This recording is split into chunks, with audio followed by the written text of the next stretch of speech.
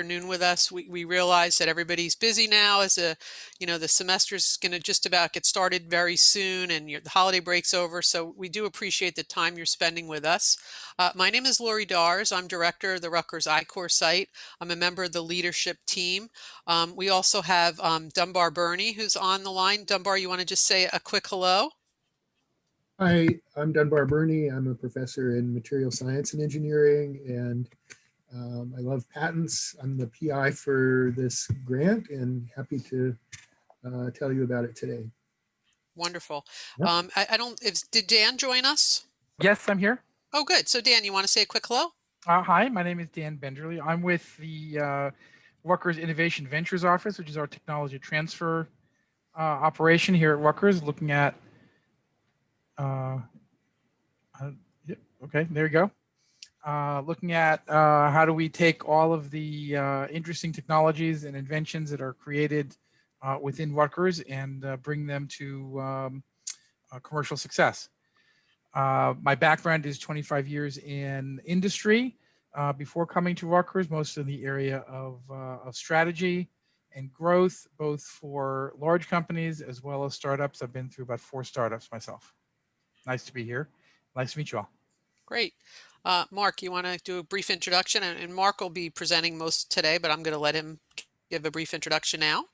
Sure, yeah. Hi, I'm Mark de Guzman. I'm the program manager of the Rutgers I-Corps site program. I am a material science engineering bachelor's with an MBA, and I've served as an entrepreneurial lead for a national I-Corps team from the physics department in the Newark campus. And I'm here. You probably got an email from me, and I'm here to help in any way I can. So thanks, Lori. Great. So I'm from the New Jersey Ag Experiment Station in the Department of Economic Development and Innovation. I spent many years working in the tech transfer office with New Ventures and have been involved with I-Corps getting teams to the national program, and now since our site was formed in 2017. So again, we're really excited to have you, and we're going to be talking about driving innovation through customer discovery. That's what I-Corps is really all about. So brief introductions today. We're going to talk for about 25-30 minutes on the site program. Then we hopefully will have a lot of time at the end to get some questions and answers from all of you and maybe get to know you a little bit better. And then we'll do a wrap up. So it's it's going to be a quick hour.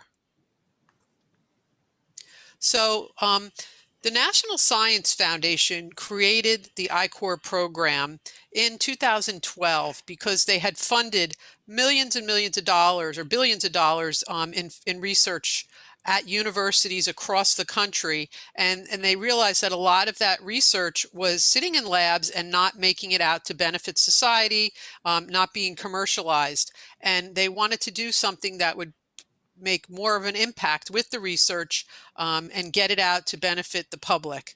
So that's why they created the I-Corps program. And basically, it's been successful, and you're going to learn what it entails later. But it's become the standard for commercializing innovation across the country, and it actually is legislated. Before the I-Corps program, again, this research sat in labs, and this was a way of helping researchers learn about the commercial side of innovations, not just the technical side, the business side of innovations. And as a result of the program, we've had, hundreds of companies formed.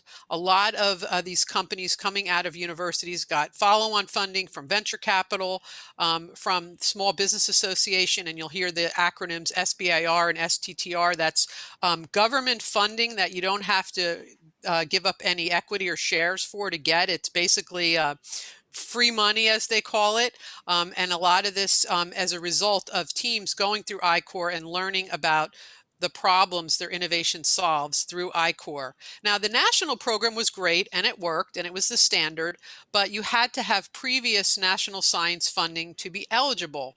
So what the NSF wanted to know is, how do they scale up this program, right? How do they make it be more impactful and really get out there to a broader audience and not just those innovations that were NSF funded? Well, they created the National Innovation Network, and this map of the U.S. shows that how broad a reach that the I-Corps program has. There are now 99 sites across the country and 9 nodes. Now, previously, Rutgers worked with a node and we sent teams to national, but we didn't have our own site. And now that we have our own site, we have a much bigger impact, and we can have teams that are student teams, faculty teams, teams with medical innovations, maybe that are funded by the NIH that didn't qualify for the previous NSF program, or energy technologies, other types of innovations. So it gives us a much broader impact now that we have our own I-Corps site. So our goals of the Rutgers I-Corps site do align with the national program. And again, it's kind of what I mentioned. It's really increasing that impact of basic research. And instead of just being teams within a university that have the NSF funding, now we're able to reach out to the university ecosystem. So that's companies surrounding in the area. It's faculty teams, staff teams, student teams, alumni. And we also have invited schools. And one of the reasons is our diversity and inclusion outreach. We're trying to get more teams from underrepresented parties. It also, going through the I-Corps program, as you'll learn, and Mark will go into detail, it decreases the commercialization risk of innovation. So you actually learn more about your innovation. You learn the benefits if you're heading down the right path, or you need to kind of pivot and change things around. It provides the team with various skills, and you learn a lot on how to test different concepts and products. It also will let you learn very quickly. So before you spend a ton of time and money on your innovation, if you go through the I-Corps program, you'll learn a lot without spending that time and money, because our program is 5 to 6 weeks, and it gives you a lot of tools and techniques to help you do that. And one of the most important aspects of our program is the networking aspect. And, we hope we'll get to meet more of you today and learn a little bit about you. We run a cohort, and we have people from all across the university. But as I showed you that big map, you now have access to this network of innovators across the country. And there's entrepreneurs, business leaders, funders, and it's really a great network of people that you'll have access to. So in a nutshell, really what I-Corps does is bridge that gap between the lab and the marketplace by really giving scientists some of that business knowledge and also that knowledge about their potential customers. So I'm going to turn it over to Mark at this point, and he's going to go into some more detail about the I-Corps program that we teach here at Rutgers. Okay, great. Thanks, Lori. So yes, I-Corps is based on the Lean Launchpad methodology, which was developed by Steve Blank out of Stanford University. There was an entrepreneurship class that he taught, and NSF approached him to expand his Lean Launchpad class nationwide to the I-Corps program. And it's really about leveraging the scientific method through experimenting and meeting with potential customers to get feedback about the potential for your innovation and how it could help create value in the market. Before building it, like Lori said. So one of Steve Blank's famous sayings is, "There's no facts inside the building. You got to get out of the building." And a lot of the scientists, how comfortable it is to kind of work on the technology, not comfortable, but how focused you are on developing the technology side. And a lot of times you think of the commercial side and you leave it like for later. But this I-Corps program really focuses all your efforts, concentrated and immersive in a way that just focuses you towards the commercial aspect. And you get feedback along the way. So next slide, please. This is really it's not a class. This is really an experiential learning opportunity where there's a flipped classroom where the learning happens outside the classroom, where you kind of watch videos to learn about some of these business concepts, which are fairly simple to understand, but a lot of scientists have never been exposed to it. But that way, when you come to the class where you can really share what you learned by doing these presentations every week. And the presentations are focused primarily on what you learn from these customer discovery interviews. Like I said, Steve Blank says, get out of the building, meet with potential customers, find out what the challenges are. Then you can help develop your technology in a better way that really solves the need that people have. And in the cohort, there's about 10 teams per cohort. So because it's interdisciplinary, all these teams come from all different departments. You really have this kind of back and forth and discussion about different topics that really helps you understand and meet different people in a way that you never would meet them before. And so it really expands your network.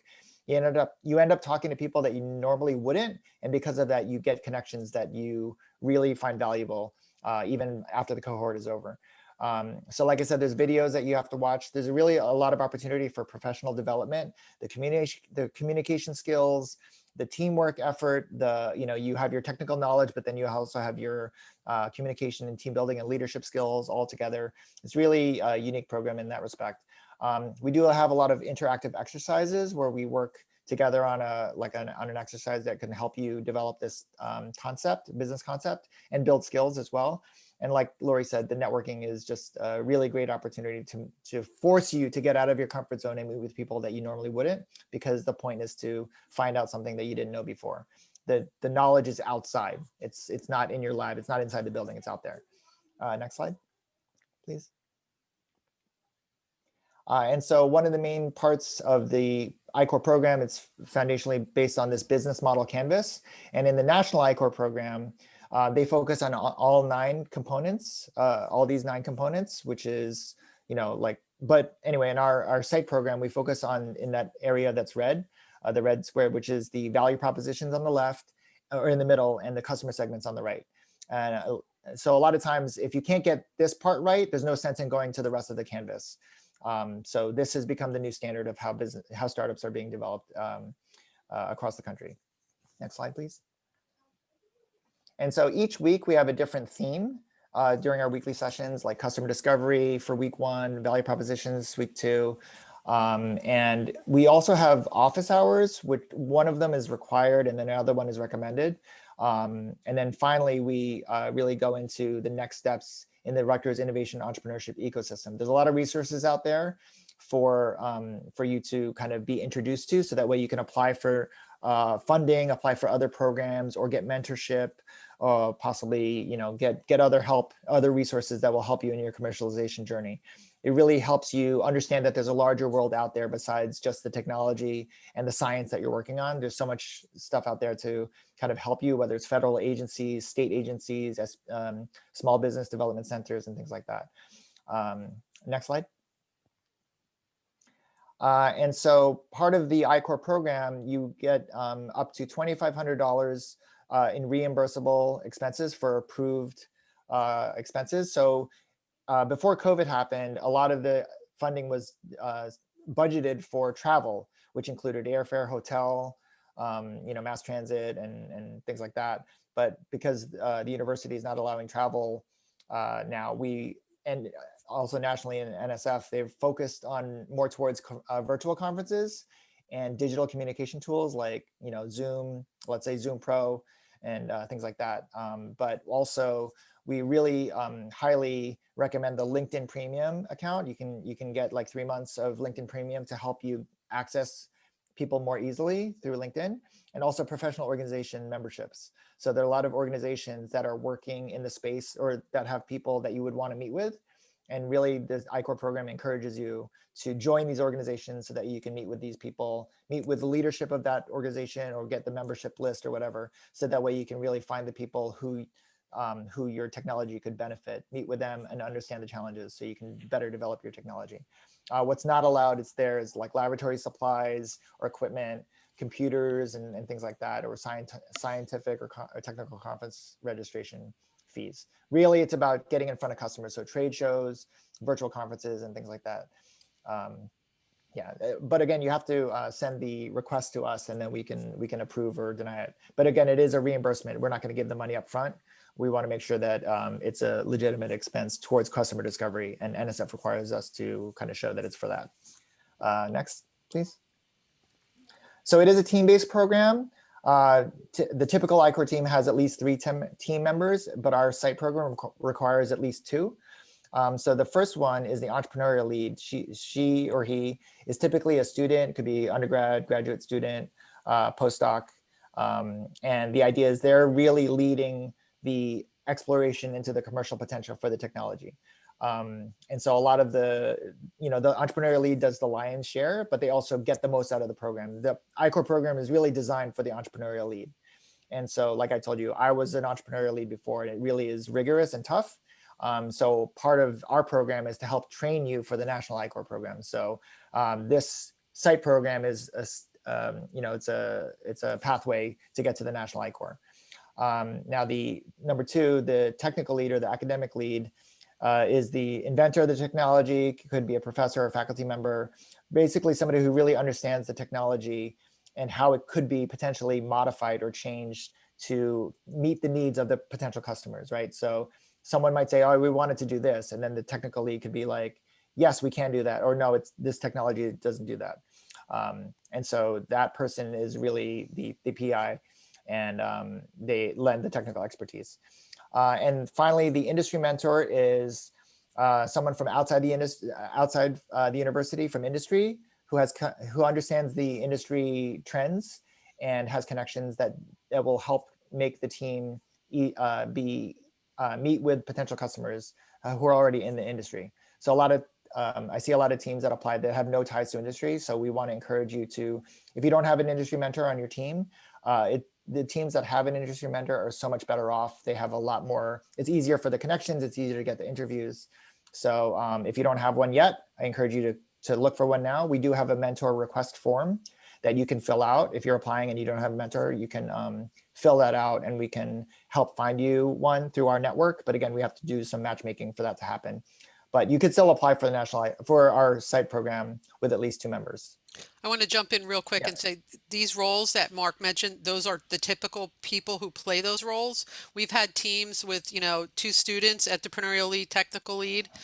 We've had teams where we have 2 academics. One is an entrepreneurial lead and one is a technical lead. So there's always anomalies and things. So don't not apply because you don't think you have the right makeup of team members. We can advise you and tell you, how, what you need. The mentor is someone that usually does have industry experience. They may be in academia now and maybe they were in industry before, but that role is the one that is more. Uh-oh, Lori, we lost you. Hopefully we'll get her back. You guys can still hear me, right? Dunbar? Yeah, Dan, okay. Yes, I can. I've only lost Lori. This is Elizabeth Ciccone. While we're hoping that she's going to jump back on in one sec, I just wanted to ask a question in regard to where staff might fit into this. In our particular unit, there's a lot of staff support for the faculty. So to speak. So I just wanted to jump in with that one little. Okay. I'm not sure what happened there. Got lost. Hold on. Let me share again. So Lori, we lost your voice for a while there. And so you might want to say what you were saying again. And then there was a question coming through. I could answer the question after Lori. Maybe Mark, I don't care which order, yeah. You want me to go back? It's just what I was saying is that what's listed and what Mark mentioned are typical roles, right? The NSF teams typically are a student or some form of student, grad student, PhD, postdoc, an academic in the technical role. But we have teams that are all students, that are students as an EL and student as a technical lead. We have other academic teams where we have 2 academics in the entrepreneurial lead role and in the technical role. There's always anomalies, so don't not apply because you may not have that typical team. This is just what the NSF has seen in the past. The industry mentor does usually have industry experience. It could be someone that had 15 or 20 years industry experience and is now in academia or is doing something else, but usually they do have some sort of experience and a network to connect, to help you connect and find those customer discovery interviews. And Elizabeth, to answer your question, the defining characteristic of the entrepreneurial lead is they're the ones who do the presentations every week. And so they're the ones who really everybody on the team is supposed to do the customer discovery interviews together, but the entrepreneurial lead is typically the only person who does the presentation. Like the technical lead or the academic lead is actually not supposed to say anything. The idea behind that structure is that typically if it's an entrepreneurial lead as a student, it gives the student the opportunity to kind of develop. Whereas, if the technical lead spoke all the time, the student would take a back seat. So this way it forces the student to really develop the professional development skills, communication skills, and really think on their feet to become, it's almost like training them to become better. So with regard to staff, they can typically be could be entrepreneurial lead or technical lead, but the entrepreneurial lead is the one who speaks and the technical lead doesn't. The other Right, but that rationale. being, sorry, that being all said, we have had teams that have been wholly staff, where there has been no faculty involved. If it's a staff innovation, Yeah. that's fine too. And that goes to what Lori was saying about, these are typical team Right. structures, but it doesn't have to be. So you need to have an entrepreneurial lead. You need to have two people, one of Yes. them being an entrepreneurial lead. But if you have some different kind of situation, just come and talk to us. Yeah. And the rationale from the National Science Foundation was that typically academics are not going to leave their academic careers to start a company. But if they have a graduate student, a PhD, or a postdoc, that student might likely end up being a CEO of a company. So that was the initial rationale for putting the student in this entrepreneurial lead role. But it, Yes. it does have a lot of other benefits, as Mark said, where the student gets the training and whatnot. And the student usually has a little bit more time to do the presentations and things. The academics are usually busier. Yeah, and I was just saying that at our school, we have, very strong staff support for our faculty and for our graduate students. In the case of our school, we would certainly be encouraging our students, as Mark has described, and certainly we were encouraging our faculty as well. That's why I'm here, to hear more about how I can do so. But because of the nature of how our faculty support does work at our school, it's more like that we would have a student entrepreneurial with a staff backer, a faculty technical lead with a staff backer, an industry mentor with a staff backer. So it's more likely for us that we would have a couple of people per role, but that seems to be workable based on how you're talking. Yeah, so our site, we're very flexible. If we said, ideally it's 2 to 5.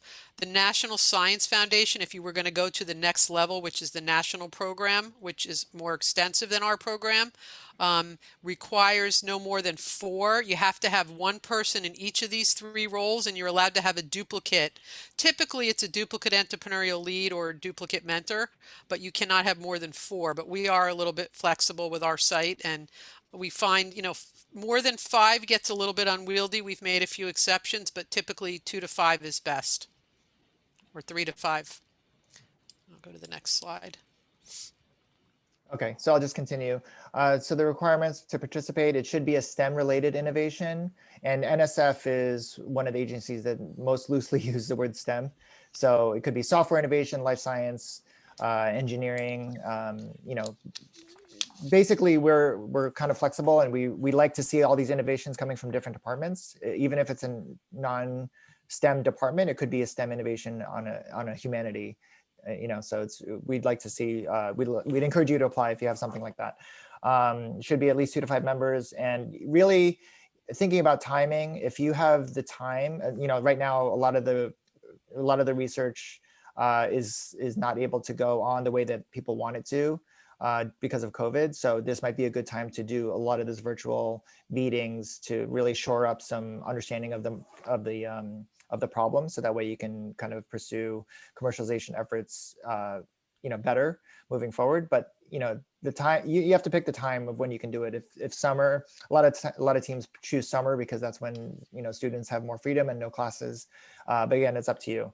And so the online application is at the I-Corps.Rutgers.edu website, and then after that comes an interview with the team.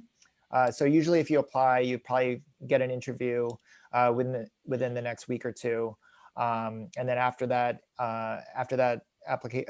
interview, then we kind of discuss it and then get back to you whether or not you could be accepted. Okay, next slide, Lori, please. Lori, do you want to go ahead and do this slide? Sure. So, there's a lot of benefits to participating in I-Corps. The primary one is really, learning about that impact your innovation can have. Again, it's getting that innovation out of a lab into the marketplace. But we've also learned that there is career development that occurs for all members of the team. You'll also, we talk about in our last two sessions, funding opportunities. So I-Corps is really the start. It's a pathway onto many other funding opportunities. Part of it is because you do get that National Science Foundation lineage. It makes you eligible for other programs. Other things is just you learn about them through us. We've been doing this for a few years now, and we have the knowledge about other funding opportunities that you just might not have been aware of. So it's a great way to learn about that. You find out why customers care, and if you are not really solving a problem, and if there aren't customers for your innovation, then you're really not going to have commercial success. And that's really the heart of I-Corps, is learning about your customers and do they care? And if so, why they care? And if they don't, or what can you do to make them care? How can you kind of tweak your innovation? That's really, really key. It moves you along that path towards commercialization. So once you go through I-Corps, you'll have a stronger application if you apply for other funding, other grants, different programs. The I-Corps name, as I mentioned in the very beginning, the program's been legislated. It's very well known across the country and by funding agencies.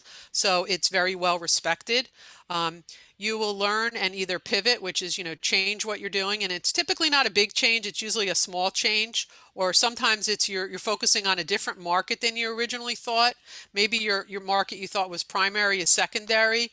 A lot of times our teams just learn about whole new subsets of potential customers they could reach out to that they never thought about before.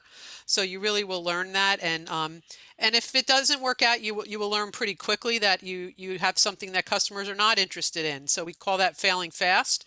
But the National Science Foundation and us at I-Corps, realize that you'd rather learn it early on before you've spent a lot of time and money than after. And then lastly, it's fostering new collaborations and meeting new people. It really is, Rutgers is really an amazing place. We're very big, we're often siloed, and this program brings all those different groups together, because really there's not a department or a school or a center that we haven't had at least one member from at some point or another.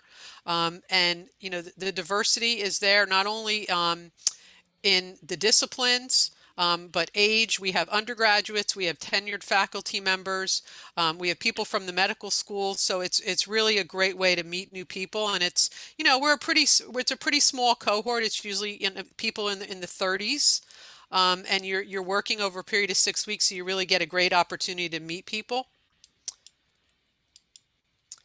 Just some of the comments. So every cohort, we survey our teams, and we ask them to tell us, what they liked, what they think we could do better, and we modify, we tweak ourselves, right? Every cohort is its own little pilot, and we practice what we preach. But what we've really found is the four main things that people really gain from the program is new thinking. They learn, instead of spending all their time in a research lab or students in a classroom, they're now thinking of it as an entrepreneur, right? They're having dedicated time to focus on their innovation. They become open-minded. They think about things that they didn't think about before when they hear comments from other teams or from the teaching team. And I'd say probably the number one thing we hear from our student members is that they gain confidence. Our team members also learn new skills. You will learn how to interview customers. It's tough at first, but once you do the first few interviews, you really will get really good at it. And it's a great skill, not just for I-Corps, for any project or research you're doing going forward, or if you're going for a new job, learning to do informational interviews is just a really, really good skill. Again, we mentioned about meeting new people and networking. That's really, really amazing. And then new opportunities. We often hear that it gets people out of their comfort zone. Nobody likes speaking in public in the beginning. Our entrepreneurial leads present every week, and they really get out of their comfort zone. And we see such growth in our teams from week 1 to week 5. It's amazing. So we're not comparing one team to the other. It's really how our teams progress from week to week. And we definitely see that growth. And just a couple quotes that, one of our teams learned how to, the insights they got enabled them to really make changes to their prototype. Another team said they learned customer needs and the factors that help them drive the market. And we have so many more quotes from participants that are just so glad that they did the program and they learned so much. It is a lot of work, but you will get a lot out of it. And we often say you'll get out of it what you put into it. So the teams that work the hardest get the most out of it. So that's something just to think about if you are joining, if you want to participate. It's great to do it when you have the time. Speaking of time, Mark, you want to go over the application period? Yeah, so our applications are open now. So cohort 10 is coming in starting mid-February until early April. And like we said, all these cohorts, which used to be in person, they're now run virtually through Zoom. So I guess a lot of people are comfortable with it now, or uncomfortable with it, however you want to say. But we run a cohort every semester. So if you're not ready for the spring cohort, which is coming up, we can also have, you can apply for summer or fall. Again, it's open to all Rutgers faculty, staff, students, and invited schools. A little bit more on the invited schools, in a bit, but the idea is we're expanding the opportunity to Hispanic and minority serving institutions to serve the underrepresented populations in the region, to give them an access to the I-Corps program. But as far as the schedule is concerned, you can see here, it seems like a lot, but it's really about 6 solid, 3-hour blocks of mostly Fridays and Tuesdays, from late February until early April. But we do have 2 15-minute office hours sections there, which are highlighted. So, that's really quality and key time to work with the teaching team so they can give you feedback about your innovation and your progress in terms of customer discovery. Without that, you're kind of just on your own. And I want to remind you that the I-Corps program is really great because the teaching team helps support you. Otherwise, you're kind of on your own. A lot of innovators kind of just do everything on their own, but we actually give you feedback, give you some advice, give you some connections and things like that. So really, and the whole cohort helps you as well. So it's really an amazing opportunity. And I want to, if you can go to the website, icorps.rutgers.edu. The application is there. There's more information there as well. And you can email us with any questions. Our emails are at the bottom. Yeah, go ahead. It's good to look at the application. If you go on to apply here, you can download the application as a PDF and see the types of questions that are asked. Sometimes it's best to apply, and we will interview everybody who applies, and that's really the best way to learn if this is the right time for you, because we'll go into even more detail. We'll certainly stay on today and answer any questions that you have, but if you have a team and you have an innovation, sometimes it's just, apply and just, just do it. So I'm going to go to the next slide. Okay. So I'll take this slide, Lori. So we recently started this Rutgers I-Corps Fellowship program. The idea is like I said, we have this new opportunity to help for diversity and inclusion for these underrepresented groups to participate in I-Corps. And so we have this, usually the idea is that we have these students who are individual students who are very interested in innovation entrepreneurship. They should have leadership experience. And they really want to they want to do some sort of innovation, but they don't have their own idea. They don't have their own technology or innovation. So when they apply, they can apply as, for this I-Corps fellowship in 2 ways. They can be part of a team, that's the team member, where we meet the fellow and we find out a little bit about their background, whether they're in, electrical engineering or life sciences, whatever their background is. And we get to know them a little bit better. And we match them with an existing or an accepted I-Corps team who's looking for another person to help them with customer discovery. And so we do an introduction, we match them, and hopefully, they have a conversation, and they, if it's a good fit, then they proceed forward, and the fellow is attached to the team as like a co-entrepreneurial lead. They're not the main entrepreneurial lead, but they're supporting the primary entrepreneurial lead. That's the team member fellowship. The second fellowship type is the Cohort and Ecosystem Fellowship, where the fellow joins and works more closely with the I-Corps teaching team. And they really see how the the cohort is operated. They see how the team, the leadership team or the teaching team gives feedback to all the I-Corps teams, and they see the back discussions and how we help support these teams. And they also help with the virtual sessions and do some coordination in that respect. So they do get to learn about the kind of process, like the cohort and event management and things like that, and develop communication. So those are the two different types. We primarily try to encourage the team membership, the team member fellowship, because that's where you really get your hands dirty and you really get to meet with potential customers. And really they are supposed to contribute in a meaningful way to the team. They don't have the same kind of pressure as the team itself does, but so they can kind of come and go a little bit more. They're a little bit more flexible, but we still want them to get the most out of this experience and contribute wherever they can, whether it's coming up with names of people to interview, coming up with questions to use in the interview, doing some interviews yourself.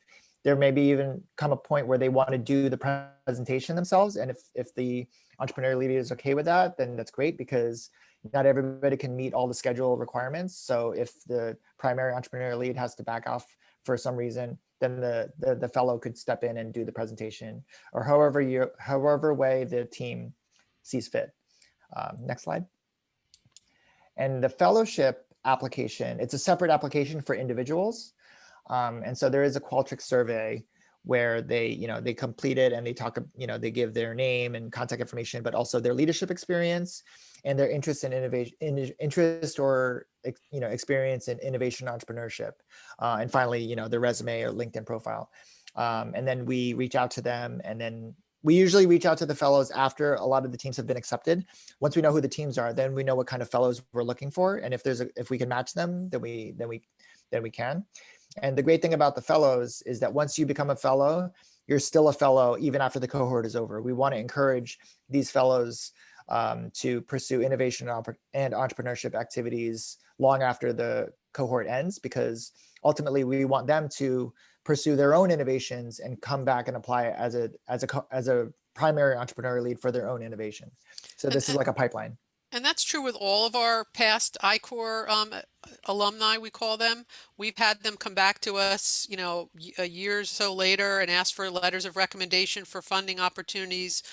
We reach back to them and say, how are you doing? Touch in, what can we help you with? So, we kind of are like an extended family. We really, really are very close with our teams and really try to help them in any way we can, bringing their innovations forward. Sometimes we've had our I-Corps members come back and do a second innovation, go through our program with a different innovation. So we really do try to stay in touch and keep this network going. Yeah, so I just put the links in the chat. The first link is for the Qualtrics survey, which is the application. The second one is a little bit more about the fellowship. And I'm going to share an event with you now that we're having coming up, and then we will have time to open it up for more questions, and you can unmute yourself and ask any questions you may have. So we have this event coming up. Dr. Rosalyn Rosario Melendez, Succeeding in STEM, Leading Innovation Against the Odds. She is a Rutgers alum from the Department of Chemistry, is now working at L'Oreal.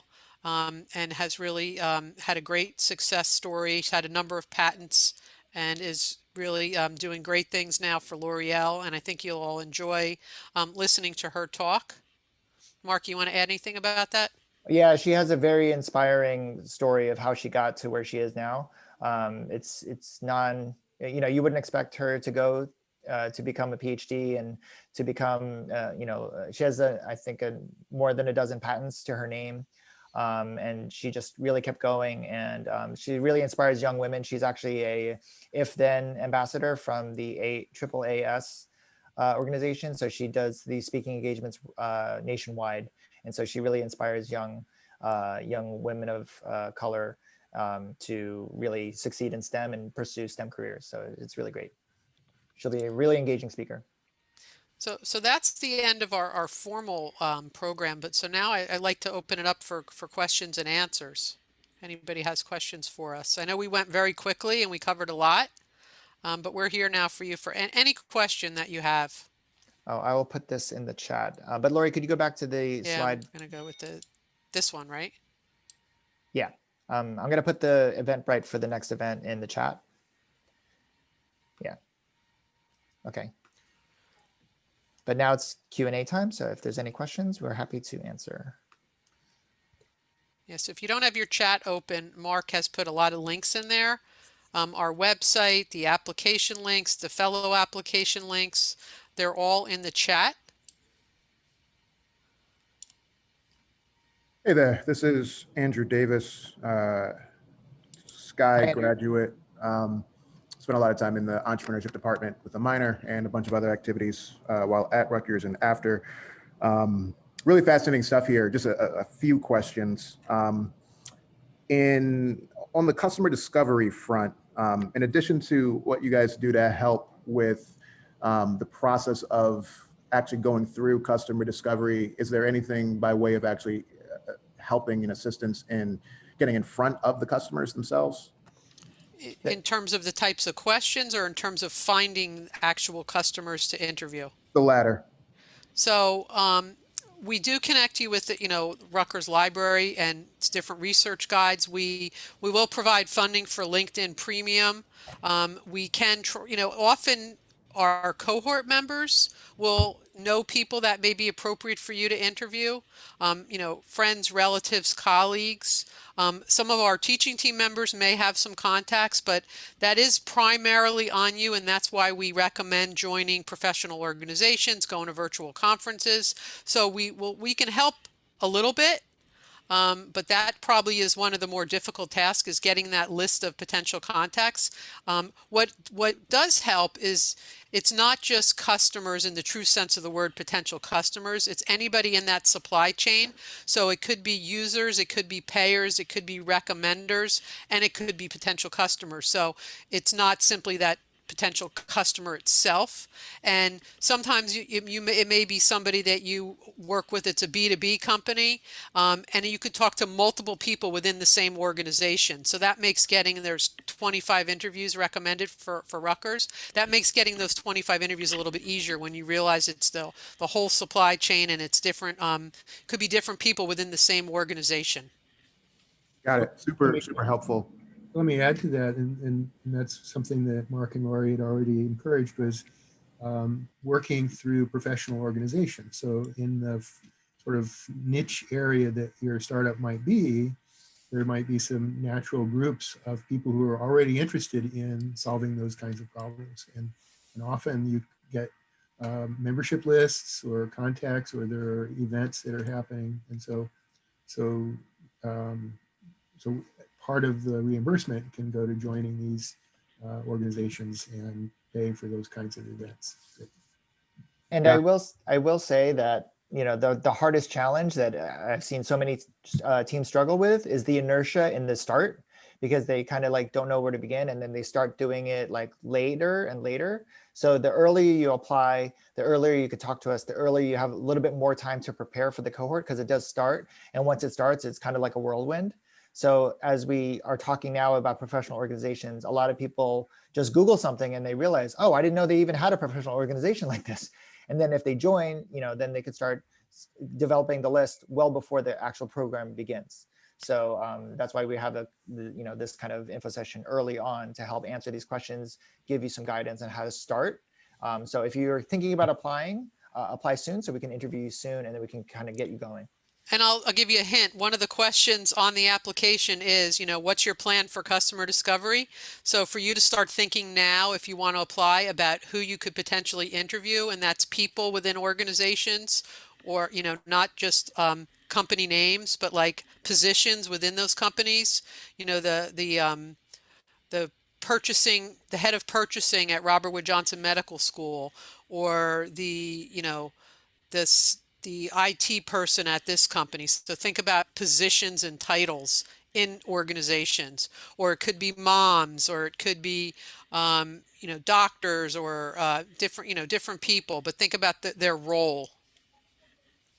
Thank you all. Super helpful. One more follow-up question before the other two questions I had on this topic. I think I heard someone say 25 interviews needed to happen. Is that the requirement to get through the program? That's the goal for our site program, whereas in the national I-Corps program, the goal is 100 interviews. So, again, we're in a COVID environment now. And so we're concerned when, March 13 happened and everything went on Zoom and started becoming virtual. But if we found out that a lot of our teams kind of were able to do more interviews, or it was easier to get interviews or easier to do interviews because you didn't have to travel. Right. Imagine if you have to fly to California just to get 2 or 3 interviews, whereas now you can do it on Zoom. So, Yeah. but again, our site program requires 25. That's the goal. Not everybody hits 25. Some do fewer, some do more. So if you can do 50, go ahead and do 50.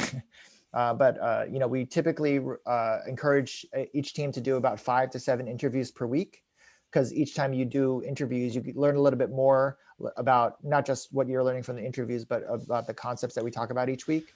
So first customers, then value propositions, first customer discovery, then value propositions, then the customer segments. So it's a trajectory. And if you keep on pace about 5 to 7, by the end, you should have about 25. And when we find that seems to be that teams don't really start getting true insights until they hit about 12.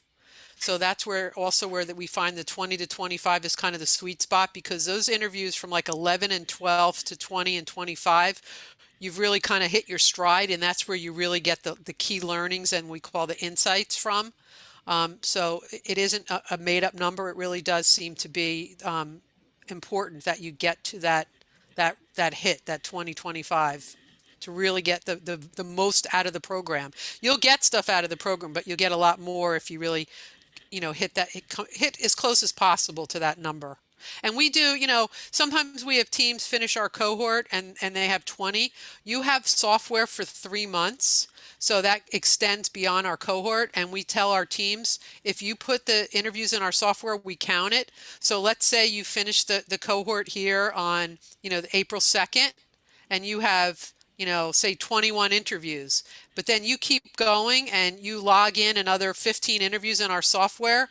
If you're going to the national program or another place where they ask, how many interviews did the team do? We're going to tell them you did 35 interviews, because that's what's in the software. So we record it that way. So you do get some extra time if you want to keep going with customer discovery.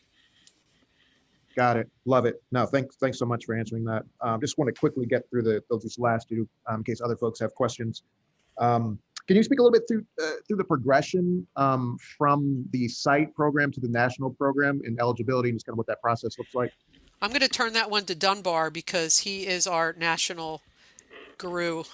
So let me cover several different aspects to your question. At the site training level here, we offer reimbursements of up to $2,500. At the national scale, and Mark was saying very clearly, you would need to have 100 interviews during the period of training at nationals, but there's also a $50,000 budget for customer discovery and a stipend for entrepreneurial lead and so forth. So part of the goal would be to get 50K. And now, the team makeup is much more rigidly maintained at the national level. You need to have all 3 roles. You need the entrepreneurial lead, you need a technical lead, might be a professor, and you need the industry mentor. And you need that team to commit to the set of dates for the national program cohort. So, they're more restrictive on the technology base. It's very often more enforced that you have a STEM innovation, and maybe there's a patent or a copyright behind that gives it a little more proprietary nature. But so we advertise within Rutgers to faculty and students. Students might have innovations that they own the intellectual property. That could be fine, but at least there's something backing an innovation. So there's some differences. When our teams then apply for nationals, then we'll provide a support letter, a nomination letter, and maybe speak a little bit about what great things you did as site participants and how many interviews you got, that sort of thing. But every technology is different. You're not competing for a space against anyone. We're trying to raise you up to a level where they will take you into nationals and you keep going towards other funding and success in other ways. Excellent. Thanks so much. You actually touched on the last question that I had around the technical innovation. What is the depth to which the technical innovation has to go to in order to be considered both at the site level and the national level, respectively? Well, here's an interesting aspect of it. What we're training is more about how to fill out this business model canvas and understand how you would create a company that creates value for customers. And so we're not actually delving very deep into your secret sauce, as it were. We're not really expecting you to divulge any of your invention and so there was something in the chat about having a prototype. We don't require that you have a prototype. We don't have it. It's not required that it be actually patented yet, but it might be something that you would be investigating to patent or copyright. And so there's, I think, a lot of range of coverage. The fit with NSF, we usually label it as STEM technology, but in more particular nature, it ought to be something where there is a division of NSF that supports research relatively similar scope. So they have social and behavioral sciences. So there may be an app that is training new behavior patterns for healthier lifestyles. You know, you could imagine a wide range of things that would fit in the STEM NSF proprietary, scope. But it doesn't have to exist as a patent yet, and it could be something developed by students. Although NSF has created this program with faculty in mind, and where, and I love that picture that shows the entrepreneurial lead and the faculty technical lead and the mentor, because I'm that canonical technical lead, that sort of wild-haired mad scientist professor. Most often, faculty would be having ideas, filing invention disclosures, but then not forming a company. Faculty don't leave the university. They try and license it out, or maybe find a way that a startup could be formed and then license the technology to the startup. And so lots of latitude. So I probably rambled too long there. They encourage deep tech, right? So, but that doesn't mean it has to be like finished. A lot of people who come to I-Corps for the first time, they think, oh, I don't have a prototype yet. I don't have it fully developed yet. It doesn't matter. The idea is in I-Corps, we are helping explore and better understand the problem that exists in the market. So that way they can devote resources to your prototype so you can build it in the right way that solves a problem, like a market problem, a market need. A lot of people are just building stuff because it's the difference between technology push and market pull. Yep. We're trying to encourage more, they call it product market fit. So we're going to develop the technology in a way that solves a real world problem. Right, and actually, what's one of the key things that we ask is, you'll hear us ask us in the interview is, are you willing to modify your innovation based on what you learn from the market, right? You actually want to do this before everything is kind of polished and buttoned up, because you want to hear from the customers what the customers really want before you go ahead and build it. Right, you have the core technology, right, the core innovation, but there's all kinds of bells and whistles and finishing touches. Think about building a house, right? You build a house in a certain in a certain way. You put up walls, but all the finishing, right? What kind of appliances you want, what kind of counters you want, what window treatments, right? Those are all going to be should be driven by what your customers are looking for, and you want to have that knowledge before you go and put it all together. Got it. Thank you all so much for those answers. Super helpful. Great. Elizabeth, I think you have a question.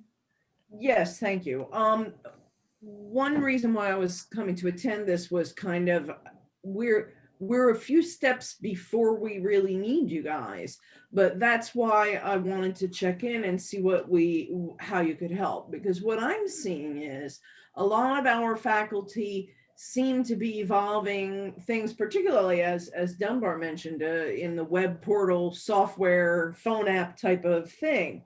And they're developing those, but I don't think that anybody is really leveraging those towards some type of startup or marketing idea. So I'm wondering how we can look at the research that we have that already exists and then say, aha, this is something that's marketable. Let's gather a group around this idea and bring it to I-Corps. So I'm kind of looking at pre mode of what you guys do. And I need help and guidance in that. What's even worth sending your way? Like, I know we have ideas. I'm not sure which ones are marketable. I'm not sure I asked a very good question very well, but that's what I'm Well, driving at. let me try and address that. That's an excellent question, and we've had teams come out of Sky and work on apps, and it really is very suitable for our program, because you may be developing an app and or something software portal. It really is. It's almost the user interface experience interaction, and then what do they get out of it, right? And so that is the customer, and somehow finding a way to talk with people who might be candidates to use that is a really important step. It might help refine how you would build it. And so often for software, I have two comments. Maybe I'll refer to Dan in a moment, but in software, often things are copyrighted rather than patented. So that provides a measure of security and intellectual property coverage. It's just a little bit different, but that's very valid. And also in software and portal things are happening very, very quickly. And so if you wait for a year, someone else might have already done it. So there's not any reason to wait. There's always maybe more reason to dive into the ecosystem and figure out what it is that they really need right now. I don't know, Dan, you've done software and you do licensing a lot. Yeah, so I was gonna hop in. So Elizabeth, I am actually part of a team of 2 in our office that is responsible for software and copyrighted works. Me and Andrea Dick, you may have heard her name. And so my comment back to you is, I think it depends. It's more a question about what your teams are kind of passionate about and want to spend their time on. Because I think you're right. There's a whole lot of things that are out there, and I look at this process is how do you take the research that people are doing, and they're building these apps, they're building these portals, and actually getting it out there and getting people to use them. While the I-Corps, the NSF I-Corps program, certainly the national program, is primarily geared towards a startup. The program that we do here at the site, which is focusing on user segments, customer segments, and value propositions, is really applicable even if there's not a startup. And I could also argue that if you're doing things, you're building something within the university and you want outside people to adopt it, you're kind of doing a startup, even if it's within the university. It's many of the same kinds of thought processes and activities about how do you get people, what's going to motivate people to adopt your innovation. So I think there's a lot of applicability. We've seen a number of software products that have gone through our program, actually have gone and gotten some outside funding and gotten up and running. So if you want to talk more about it, Elizabeth, I'd just drop me an email and we can have a discussion, and we can, if you want to kind of say, hey, these are things we've got in our department. I'd love to talk to you about it. We can even set up some time to talk to your staff. We could talk about I-Corps. We could talk about generally commercialization. But I'd love to engage with you on trying to figure out exactly what you were asking. Right. And I think that what's really been happening is that, at least at our school, we've had sort of a long-term uptick where we're moving more and more towards these STEM related things in terms of human computing interaction. And as obviously you all are aware, I think there is certainly a niche for marketing those ideas and creating an income stream. And I think obviously in these COVID and income problem times, we're all looking for new income streams, which is why I wound up on this seminar in the first place.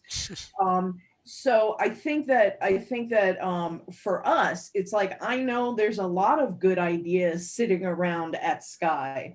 I think that people did the research in terms of intellectual research and don't actually realize that then they can also market the thing they thought up. And it's that jump from intellectual property to real item for sale, so to speak, that I don't believe we're making at Sky, and then I definitely want to investigate for us. So Dan, certainly after this call, I will shoot you an email for hopefully a time slot in the next couple of weeks to run down this concept. Because I think that if my faculty knew that someone could help them do this, they'd be more interested in doing it.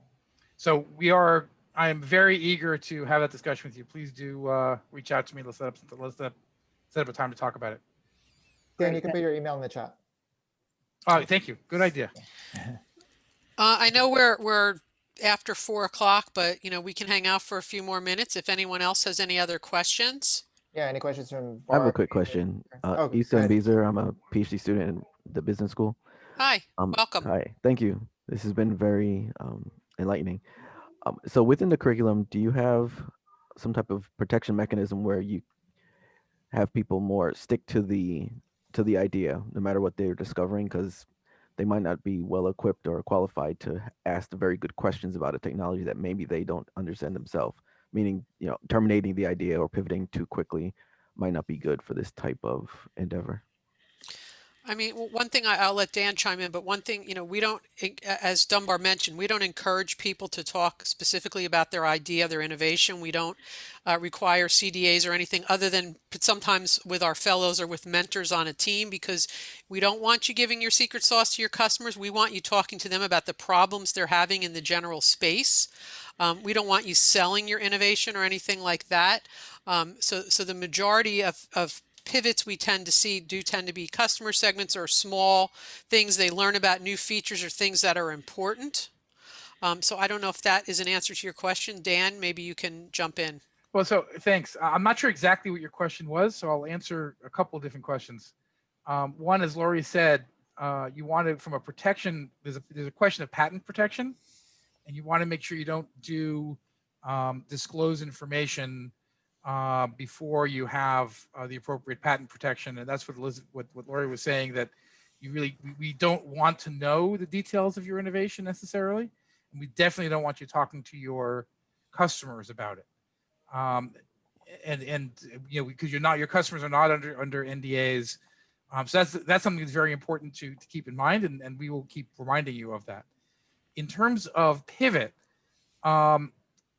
we certainly don't discourage teams from pivoting based on what they learn, right? That's the kind of point of the process. And what I found is that most of the time, people have things kind of between 60 and 80% right. You walk in, you spent your whole career working on some problem, and you think you found a solution, and you know it's right. And you're about 60 to 80% correct on that. And what you find as you go through the process, sometimes you find out that there's just nothing there and you were wrong. But that doesn't happen very often, because there's a bunch of smart people who are doing all this work. But you do find that there are refinements and pivots, and gee, I thought that this was going to be the application, but then I found out this problem, but I found this other customer group that is really perfect. Or maybe this group one really is perfect, but they're very hard to get to. Group two maybe is smaller, but I can access them, so I can use that to get started. Right there. So there are all kinds of things that you will learn as you go through the process, and you want to pivot. Not so much pivot to technology, right? Hopefully, you're going to take the learnings that you get from the market and the customers and the pains and gains, and bring that back into your technology development, and adjust your technology to actually meet those needs. But from a go-to-market and application and use cases and customer segment value proposition, that's what you're gonna kind of beat into you. You will pivot over the course of the 5 weeks, and that's what we're looking for. So I'm not sure if I answered your question. Yeah, Well, both of you did. Thank you. That's helpful. Well, let me add to that in another way.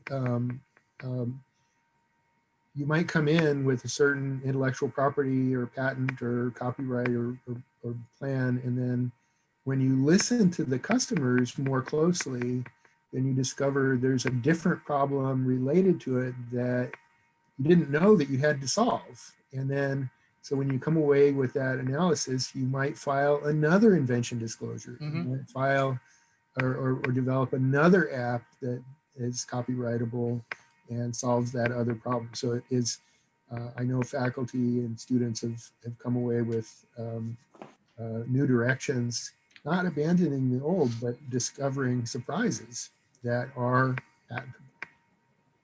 And sometimes it happens after the cohort, like the market changes. Like we've had teams that went through I-Corps and they had a direct, they were going after one market segment, and because of COVID, things change and they're approaching a whole new market segment. So sometimes it's what's happening in the environment, in the outside world. I agree. That's great. Thank you, everyone. I do want to encourage Detlev or Bart or Kern, or Ross, if you have any questions. You've stuck with us this long, so it seems that you're interested. So I want to make sure that your voice is heard, and you get all your friendly. questions. We're warm and fuzzy. Yeah. I appreciate it. I do have to say that the Rutgers I-Corps site program is very fun. So it sounds very serious, but it's really a lot of fun. And so that's kind of like the unique thing about our program. It's like it's not just a class. It's really an experience, and it's just a lot of fun. We have a lot of smiles. We have a lot of laughs. It's stressful and it's challenging, but it's really great. It's our passion and our startup, right? We started this at Rutgers, and in 2017 we got our grant, and we've been refining it and modifying it ever since. And we all love being involved with this program. We love meeting all of you. So yeah. And I will add, by the way, that's what a startup. Have been through 4 startups. That's what startups are. They're intense, they're stressful, and they're fun. No, thanks all of you for doing this. It's a really interesting program, but probably not for me. But I have a student who would be perfect fit for that. So I already forwarded her all the links. So I hope she's interested. Great, and definitely tell her to attend our upcoming event with Rosario. So we'll give a 5-minute commercial for I-Corps there, but she could also ask us any questions if she wants at that point, or just email us too. Yeah, and that's Lori, great. we are going to be having another information session like this, right? The week after? We are. I don't have the information right in front of me. Okay, but we can. I'm getting it. Send it to them. Yeah, I'm going to put it in the chat if you want to forward it to your student. Chat. Okay, this is the event for January 22nd. It's another event right just like this. So you might have gotten it by email already, but please feel free to forward it to whoever you think. Okay, sounds good. Thank you. We're repeating today then. Same thing, but we'll allow, different people, different questions and answers. Yeah. So I would encourage anyone who's interested to apply sooner rather than later, so we can help you get your team ready to go. So that way, once February 26th starts, when the program begins, you're off and running and you're already getting interviews right away. Preparation is really key. So this time is really valuable now to set up if you're considering applying. And again, we are recruiting for the fellowship as well. So if any of you know students from underrepresented groups who are interested in innovation entrepreneurship, please spread the word for us, because we're trying to reach out so that we develop a pipeline of diverse innovators who can one day become entrepreneurial leads and create startups and things like that. And if you're not sure, need to be Rutgers students. Yeah, they have to be student. So if they're graduate student, undergraduate student, that's fine. But at Rutgers specifically? No, so they can be outside the university from a Hispanic or minority serving institutions, because Rutgers is only one of 2 I-Corps sites in the state. So we are broadening participation by expanding access to these minority serving institutions. So that way, like community college students, could participate as well. Because if they're younger and then they get this innovation entrepreneurship experience and then they come to Rutgers afterwards, they could start developing innovations like much more quickly. You don't have to be, you don't have to be a PhD to start thinking about innovation. You can be younger. Do you have to have a STEM major or degree? No, That Okay, doesn't have to great. be. no, You just have to be interested. we've had Sky, we've had business school students, we've had, Economic students, business students. yeah, yeah. So doesn't matter. Just as long as, we ask that you have an interest in innovation and entrepreneurship and, the students that seem to do best have some sort of leadership experience. They've maybe led a club or they have some kind of job experience. So we have had one, we've had some community college students and some first semester students too. So I can't say it one size fits all, but if they have a little bit of that experience, it is helpful. And just last question on the fellowship, do they need to be within the state of New Jersey? That's interesting. We've never had somebody. We've never had an applicant. Yeah, that's a new question. And I'm sure we would be happy to look at an application. We're doing everything virtual, and depending on the fit, then maybe that would work fine. Awesome. I mean, I would say that we're encouraging, underrepresented groups from the region, right? So like New Jersey, Philly, possibly New York. I don't know about Delaware, but usually in the region, not like from California or something like that. Right. Unless that person is affiliated with the innovation, like they were, let's say they were part of the startup or whatever, the innovation, and then they moved to another university. If they were still part of the founding team or, one of the, people who has the idea and they're part of a Rutgers team, that's fine. You know what I mean? But Got as a fellow, we want to encourage innovators from the New Jersey area or local regional area. Perfect. Thanks. Yeah. Great. Okay. So if there are no other questions, Lori, I think we can stop the recording, and we look forward to having you guys apply and answering any questions you have.